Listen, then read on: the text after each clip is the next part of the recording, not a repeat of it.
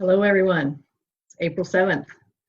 We are starting day 7 of what I'm now going to call the Badass Soul-Seeking Warrior Quarantine Challenge. I'm dressed for it, got my camo on, got my camo coat, got my camo shirt on. I call it my virus buster uniform, and we're in this together. And so I wanted to kind of give it a name that we could all embrace, and that's what I've come up with. Badass soul-seeking warrior. That's what we all are as we support each other, as we trek through this journey together of quarantine. We are getting together each day, and I am sharing with you what my focus of the day is, and I would love for you to share yours with me in the comments below. Today, I picked growing. It says be of a thriving nature. I am going to stick with that. I like it. I've grown a lot myself through this. I'm sure you have too.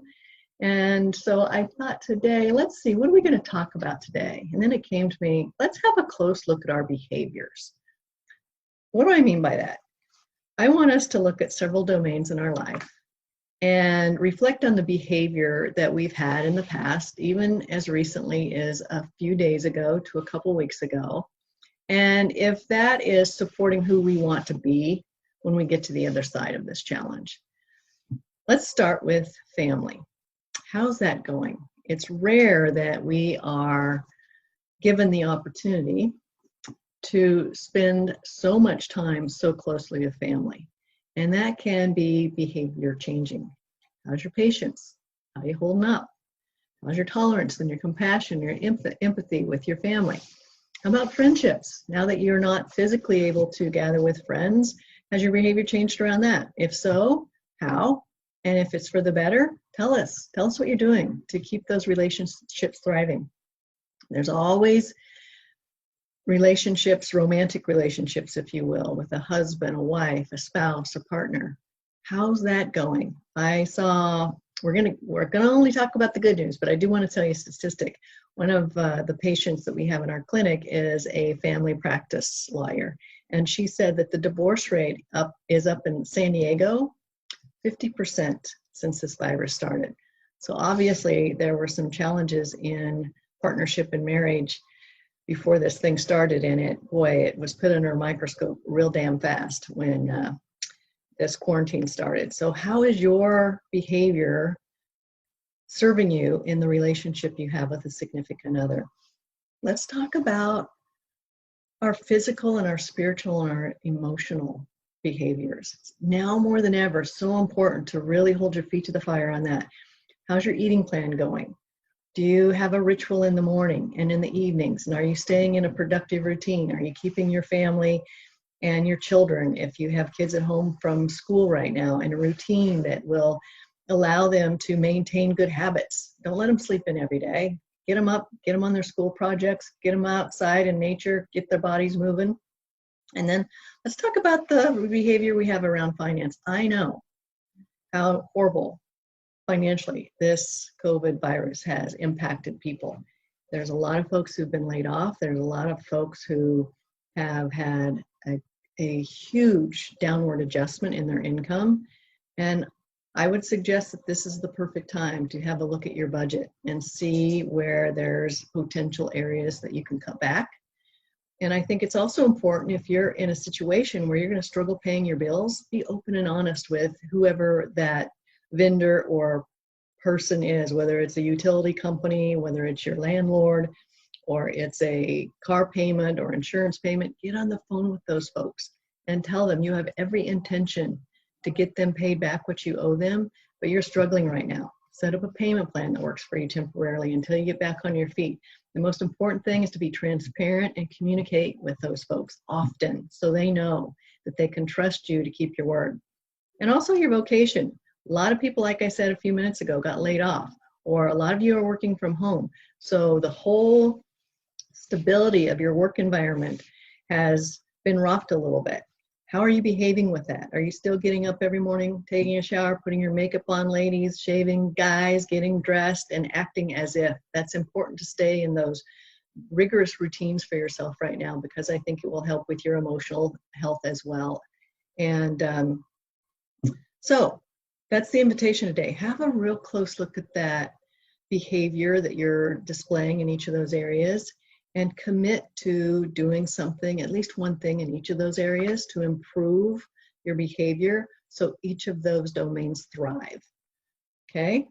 Second thing is, I've been doing a lot of research on increasing your immune system and also keeping your lungs healthy. Part of the challenge with this virus is that it attacks your lungs and it almost fills them up with like a gel-like substance, and that's why people are dying, because they can't breathe.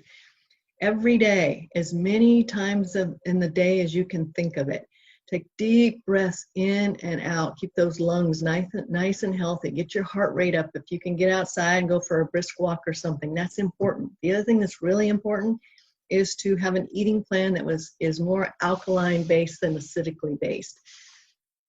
Inflammation thrives on acidically based diets. It does not thrive in an alkaline-based diet. So go online. I'll put some links in the show notes today where you can see what kinds of fruits, vegetables, it's plant-based eating for the most part, that are high in alkaline content and low in acidic content. That's very important. And then finally, we also are talking about what things are inspiring you guys. I want to know what's inspiring you each day. Because if we focus on the good things, we'll get good things back. So like I said the other day, what we focus on flourishes. Some of the things I've read is there's some folks in New York City that they've gotten sidewalk chalk, and they've gone close to the entrances of where the doctors and nurses and the support personnel that are on the front line of fighting this virus enter and exit between their shift change, and they're writing inspiring notes there. They're saying thank you, keep up the good work. So that's what these nurses and doctors see when they enter and when they leave on their shifts. Another thing I read about is there's a group of teens that have developed a website so they can get grocery lists from seniors in their neighborhood, go to the store, bring the groceries, and safely deliver them to the seniors in their neighborhood. Now, talk about an industrious group of teenagers. I love that one. The other thing is there's a mom who has some fairly young kids, and it's challenging for all of you who have kids at home, but she's created what she's called the magical jar. She has her kids write down things as they come up that they wish they could be doing.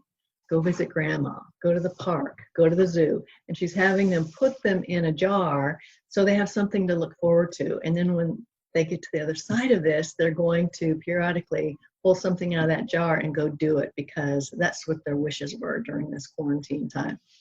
The CEO of a Roadhouse restaurant in Texas, I believe, is donating his entire salary and bonus to keep his employees on board.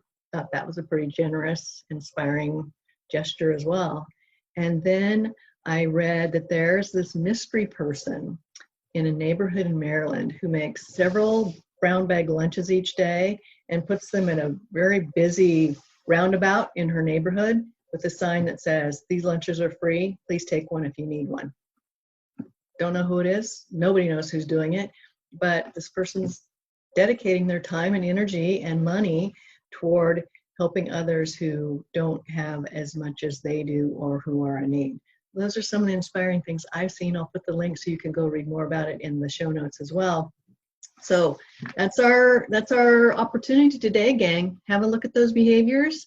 Make sure you're taking a lot of big, deep breaths in and out and eating a really good alkaline-based diet, as well as staying inspired. I want to know what you're focusing on. I want to know what's inspiring you. We're 7 days in. We got, 22 more days to go. We're going to make it through this thing together. And until I see you again tomorrow, have a kick-ass day. Take good care. Stay healthy.